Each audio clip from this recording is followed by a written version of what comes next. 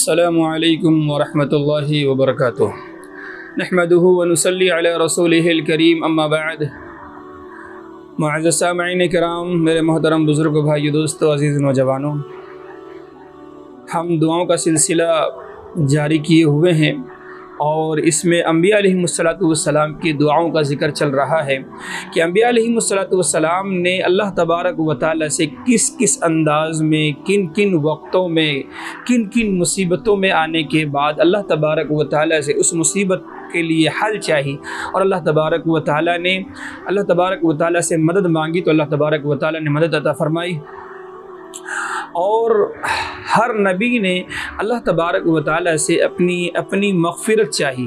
ہر نبی نے اللہ تبارک و تعالیٰ سے اپنی بے بسی، اپنی کمزوری، اپنی لاچارگی اور اپنی کم ہمتی کو، اپنی پستگی کو اللہ کے سامنے رکھا تو اللہ تبارک و تعالیٰ نے سنا بھی۔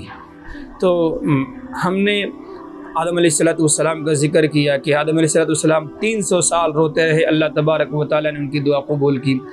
پھر ہم نے نوح علیہ السلام کے متعلق بیان کیا۔ نوح علیہ السلام نے اپنی قوم کو 950 سال سمجھایا۔ 950 سال سمجھانے کے بعد پھر نوح علیہ السلام نے کہا فدعا ربہ انی مغلوب فانتصر۔ اللہ تبارک و تعالیٰ نوح علیہ السلام کی دعا قبول کرتے ہیں۔ ابراہیم علیہ السلام کے متعلق بیان کیا۔ ابراہیم علیہ السلام کئی سارے آزمائش میں گھرے، ہر آزمائش میں اللہ سے مدد مانگی تو اللہ نے براہ راست مدد کیا۔ آگ میں ڈالنے کے وقت اللہ نے براہ راست مدد کی۔ زری وادی کے اندر اپنی اولاد کو چھوڑا، وہاں دعا مانگی، اللہ نے اس سے وہ پھل دیا۔ اللہ تبارک و تعالیٰ نے بیت اللہ تعمیر کرنے کا حکم دیا، بیت اللہ تعمیر کرنے کے بعد دعا مانگی، وہ دعا قبول ہوئی۔ اس کے بعد آخرت کی دعا مانگی، جنت کی دعا مانگی، اپنے لیے مانگی، اپنی اولاد کے لیے مانگی، نماز میں مانگی، نماز کو قائم کرنے کی دعا مانگی۔ تو یہ انبیاء علیہ السلام کی خوبصورت دعائیں جو اللہ تبارک و تعالیٰ نے قرآن پاک میں بیان کی ہیں، میں ان دعاؤں کا ذکر کر رہا ہوں۔ تو آج انشاءاللہ ہم ایک اور پیغمبر کے دعا کا ذکر کریں گے، وہ حضرت یعقوب علیہ السلام ہے۔ حضرت ابراہیم علیہ السلام کی اولاد میں سے حضرت یعقوب علیہ السلام آتے ہیں۔ حضرت ابراہیم علیہ السلام کی ایک اولاد حضرت اسماعیل علیہ السلام ہے، ایک اولاد حضرت اسحاق علیہ السلام ہے۔ یہ دو اولاد سے آپ کی نسلیں چلتی ہیں۔ حضرت اسماعیل علیہ السلام سے جو نسل چلتی ہوئی آتی ہے، اس میں ہمارے اور آپ کے آقا سرکار دو جہاں فخر موجودات احمد مجتبیٰ محمد عربی صلی اللہ علیہ وسلم کی ذات اقدس آتی ہے۔ اس کے بعد حضرت اسحاق علیہ السلام کا جو سلسلہ چلتا ہے، اس میں انبیاء علیہ السلام کی طویل فہرست ہے۔ انہی فہرست میں حضرت اسحاق علیہ السلام کی اولاد میں سے ایک اولاد ہے حضرت یعقوب علیہ السلام، جس کا نام یعقوب بھی ہے اور اسرائیل بھی ہے۔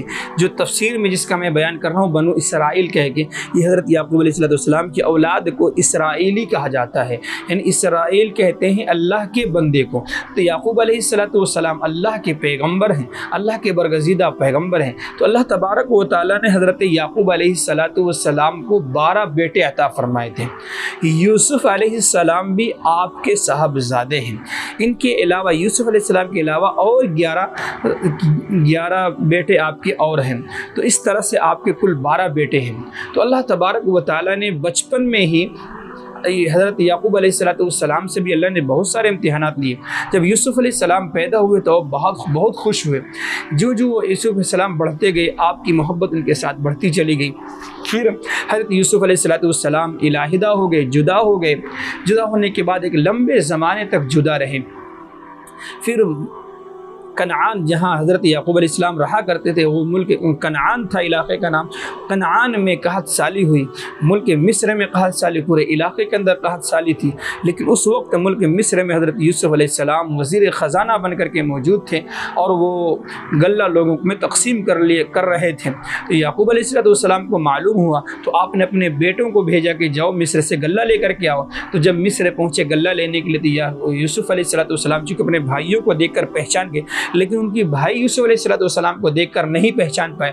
تو یوسف علیہ السلام نے پوچھا کہ تم کتنے بھائی ہو، تمہارے گھر میں کون کون ہے؟ پوری ڈیٹیل لینے کے بعد، پورا معلومات کرنے کے بعد کہا کہ ہم 11 بھائی ہیں، ایک بھائی اور تھا جس کو بچپن میں بھیڑیے نے کھا لیا، یعنی پوری داستان، پوری کہانی سنائی۔ تو حضرت یوسف علیہ السلام نے کہا کہ اگلی مرتبہ جب آؤ گے تو اسے لے کر کے آنا، تب غلہ دیں گے ورنہ نہیں دیں گے۔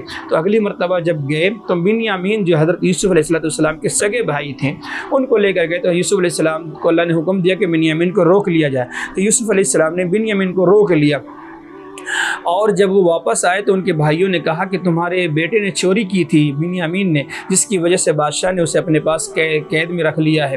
تو حضرت یعقوب علیہ السلام نے اس وقت جو دعائیں مانگی تھی اس دعا کا ذکر میں کر رہا ہوں کہ حضرت یعقوب علیہ السلام کی اولاد جب آئی اور کہا کہ آپ کے بیٹے نے چوری کی، پہلے یوسف علیہ السلام کا غم تھا، اب جو بنیامین تھا جو محبت ان سے کرتے تھے اب وہ بھی ان سے جدا ہو گئے اور بڑھاپے کی عالم میں، تب اللہ تبارک و تعالی سے کہا قال انما اشکو بثی وحزنی الی اللہ واعلم من اللہ ما لا تعلمون۔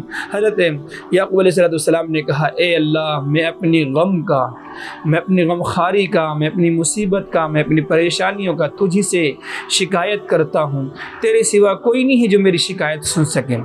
بڑے درد کے ساتھ، بڑے کرب کے ساتھ جب یہ دعائیں مانگی تو اللہ تبارک و تعالیٰ کو بھی ترس آ گیا۔ یوسف علیہ السلام بچپن میں کھوئے تھے، جوان ہوئے، نبوت عطا فرمائی، بادشاہ کی کرسی پر بٹھایا، پھر اللہ تبارک و تعالیٰ نے اسے واپس لوٹایا۔